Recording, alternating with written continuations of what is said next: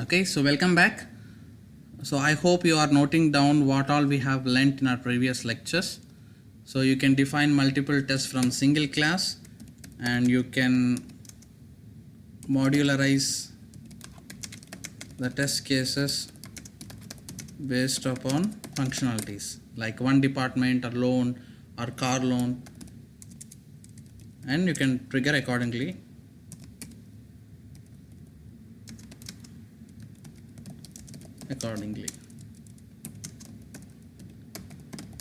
So all the 4 points whatever we are learning now, we cannot do this with Java. If you import this TestNG, you can achieve this. So now our next goal, in the last lecture client asked us to skip that particular personal loan test cases, and we have simply done with single click. We have just removed that and triggered, so only car loan test cases have run. And now client reached us and he told that he don't want to execute mobile test cases in car loan application.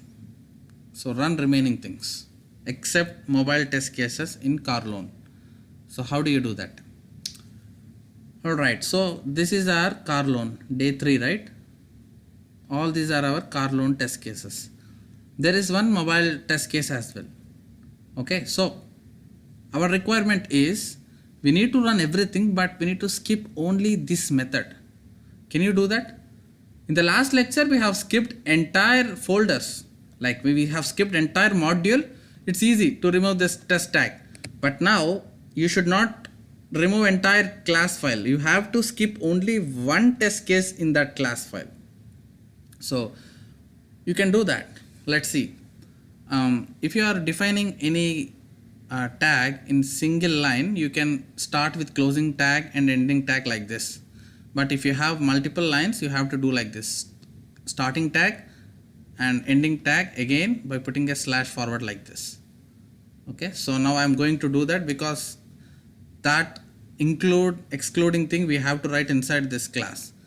Okay, so all that should happen in this class only, right? In this day 3 only you have to skip this. So the code whatever you have to write should be inside this only. So I'll just modify this like class. This is closing tag. Okay, this is starting tag and this is ending tag. Inside there is one more tag where you can say methods. Methods are nothing but methods inside this particular class. As you are writing this methods tag as a parent of this day 3 class, so all these methods what you write here will refer to this day 3 class only.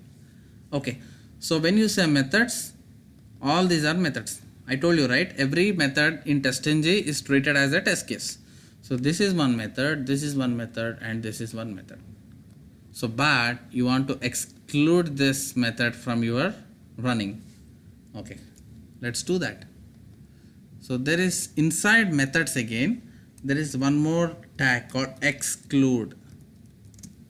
And what test case you need to exclude? Provide that method name. Okay, and as it is in the same line, just close like this. Slash, and that's all. That's all you need to do. It's very simple, right? So first of all, when client asks to exclude only mobile test of car loan, we know that car loan test cases all belongs to this module. So directly we came to this module by skipping this personal loan module completely. And then we realized that all these mobile test cases are in this day 3 class. So we came inside this class and we put a methods tag to access all the methods of that. And inside the methods, we are simply saying to exclude, and we are writing this. Okay, so you see that mobile login car is in your output when you ran it before. And now when I run this test, count should be 8, not 9. And you should not see this mobile login car in your output, because I am asking to exclude it. Alright, let's say.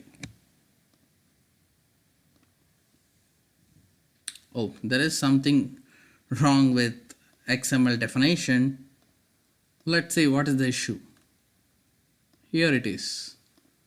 You see that? Somehow I removed this. I'm not sure why. So while explaining, I think I removed this because the end tag should be there, right? Slash with which you have to close it. You missed it. So save the file now again and TestNG suit. Okay, you see that 8 test cases and check it out. Are you finding mobile login car? You will see home because you are not touching a home department. We were asked to remove only car loan mobile and you see that it's not there. Okay, in the day 3 we were asked to print mobile login car, but this is not printing because we have successfully excluded it from our execution. So this is how even you can remove methods from your test execution. So if you want to add it back, just remove this code, that's all. It will come back. I'll just remove this, save the test again, and this time it should be 9, not 8, because we are not actually removing anything. You see it's 9 and mobile login car, which is displayed. And when you add it back, it will be removed. So with the help of exclude tag, you can skip methods from your test. You can also get a control on running specific methods from test case. So this all happens definitely in real time. So when people ask to run a regression and you don't have a time to run all 1000 test cases, there might be chance that you might by getting specific requirement like run only that module or run only these particular test cases. So in that case, you should quickly write an XML file as per client requirement and trigger all your test cases. Okay, if someone asks you, hey, run only personal loan applications and make sure that you are not executing this second test. This is your assignment. Just simply create one more XML file and make sure you skip this second test and trigger only personal loan test cases. Don't touch car loan. How do you do that? Okay, if you have this TestNG XML knowledge and now you are very clear on doing that thing, right? You can simply write an XML file and put this test shell and write this exclude tag. That's all. Task is done. And in the similar way, there is one more tag called include. Okay, you can not only exclude, you can only include also. For example, day 4, this is our belongs to home loan, right? In home loan, client asks you to include only web login test cases, or let's say client asks you to include only login API test cases. You don't want to execute web and mobile. Okay, he want to just check with API because API give the results very quick in seconds. He want his output very quickly. So in that case, you can simply write exclude and write this 2 classes, or you can define include and write this 1 test case, and only this will be executed. You can use either include or exclude. Now it is simple. If tomorrow there are 100 test cases and if client asks you to eliminate 98 test cases out of it, will you go and write exclude tag and define 98 test cases here? That's a tedious task, right? In that case, use include keyword. Simply write include, and when client says remove 98, include only 2 test cases which he want to put it. That's all. Job is done. There is no point if you keep on defining 98 excludes. So be smart when to use include and when to use exclude. Now, let's write one include also. Let me take this test. In test day 1, I told you that do it as assignment, right? Let me do it for you, but with include keyword. Methods, and this time include name equals to what's our day 1 test. If you want to exclude this, then define only include demo so that automatically this will be excluded. So our intention is to exclude this second test. So that's why I'm saying to include only this. Okay, so that's all.